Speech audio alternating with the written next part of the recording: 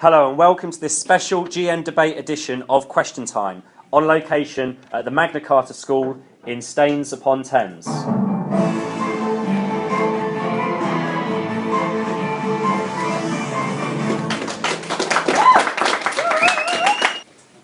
Welcome to today's edition of Question Time, being hosted at the Magna Carta School in Staines-upon-Thames. We're very lucky because today we have organisations ranging from the supermarkets of the UK through to politicians of the UK, the Soil Association, we have the Greenpeace representatives, we have members of the scientific and doctor community, as well as some naysayers, some doom-mongers, who are all here to argue for or against the use of GM organisms. First, I would like to welcome a group of esteemed politicians. We have Jack, we have Catherine, we have Carrie, and we have Katie. Let's give them a massive round of applause, people.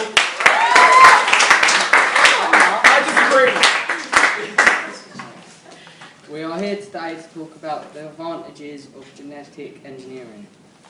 So, beta-carotene contains vitamin A, which third world countries lack. Golden rice would provide people with the essential vitamins that they need to prevent blindness and malnutrition.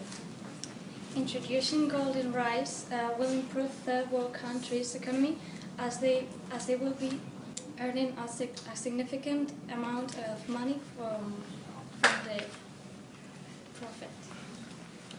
Some people might say that it's bad because it doesn't produce fertile seed, so it's very expensive, but the benefits are worth the cost. Using human insulin from GM bacteria is more suitable for vegans. It is not affected by animal diseases, and it is also cheaper, which will benefit the economy. Some people might argue that human insulin is not useful because it doesn't work for everyone, because of minute differences in the insulin. However, it will be useful to a large number of people. Some people may argue that genetically modifying organisms can lead to mutations that we have no knowledge about. However, this is not a problem as organisms are separated from non-GMOs.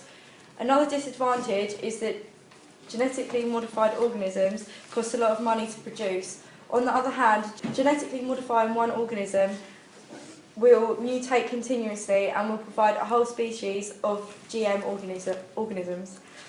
The money that is made from GM organisms or the materials that they produce will pay back the original price. Overall, genetically modifying organisms benefits our economy and society. Excellent. Give it up for the politicians, ladies and gentlemen. So next we have members of the Soil Association who are going to be arguing against the motion of supporting GM organisms. We're here today to discuss the disadvantages of GM food. We have seen that high doses of vitamin A can be harmful to pregnancy, which can affect populations in less economically developed countries. The golden rice is being created by genetically engineered modified. Sprayed on the rice, leaches into the soil, which travels to rivers where animals drink from, and affect the food chains that they are in, causing deaths in specific species, which will mean other species will not be affected by overpopulation and or lack of food, then death, which would cause a change in food chains. It can contaminate other crops. It spreads to natural foods like white rice, contaminates it and turns it to golden rice, and ruins the chain of food. It also creates hybrids between golden and white rice, and people don't know the side effects of it. The effects of using the beta-carotene have not been fully experimented, and we have not fully experienced the side effects of it. Thank you very much. Let's give it up for Tom, Matthew, Katie, and Josh. Okay, next to argue for the motion of supporting GM organisms, we have representatives from some of our finest supermarkets here in the UK. We have Rihanna, Alex, Carlos, and Sophie. We are representing supermarkets and we are for the use of GM foods. We truly believe that GM foods will sit comfortably on our shelves and will be a fantastic representation of advances in science and technology. Firstly, GM foods have a longer shelf life. This would massively reduce the amount of food wasted in supermarkets all over the UK and save a lot of money. Secondly, GM foods have a better flavour, meaning our customers are happy. GM foods are healthy and can provide our customers with great satisfaction. Thirdly and finally, this means more money will be provided for our business economy. This money could go into developing other food products and developing food that is both healthy and tasty. This is what GM foods can provide us with. And deficiency is a common problem in developing countries and is estimated to affect between 140 million and 250 million children under the age of 5. Therefore, we are only helping our customers. Overall, we feel that GM foods provide our customers with healthy lifestyles and benefit everyone, which is why we would like to be proud to have GM foods on our shelves. Give it up for the supermarkets,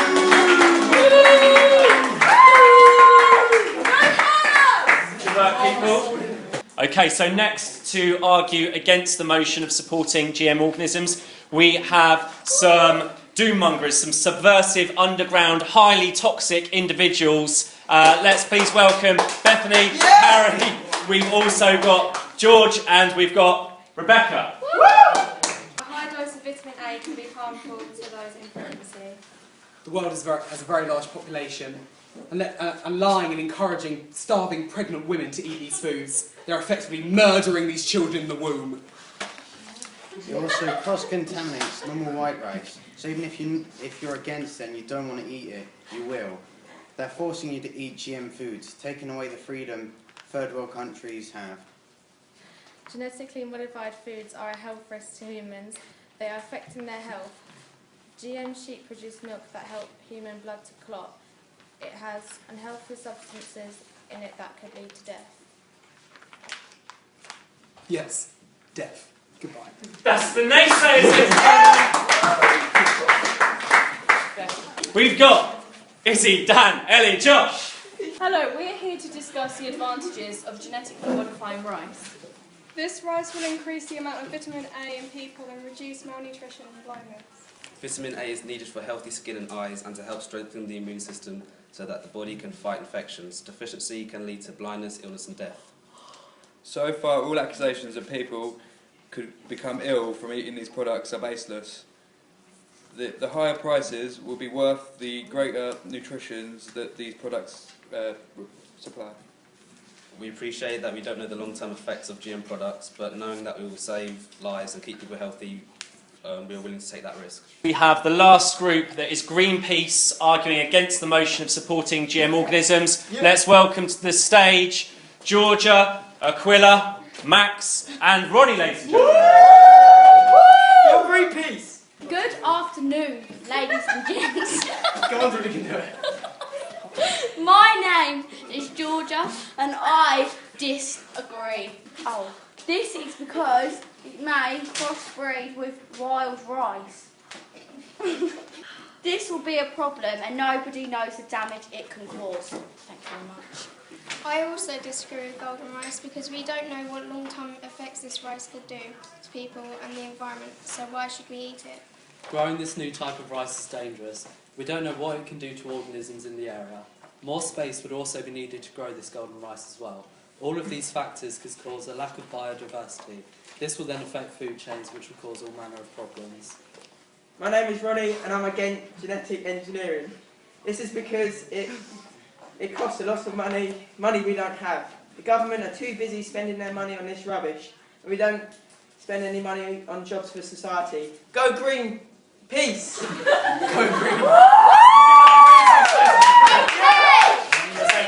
So we've heard arguments for and against the motion. Thank you very much to the politicians, to the supermarkets and to members of the medical and scientific professions arguing for the motion and arguing against the motion. Thank you very much to Greenpeace, to the Soil Association and to the naysayers, the doommongers who all argue against the motion that it is going to be beneficial to use genetically modified organisms.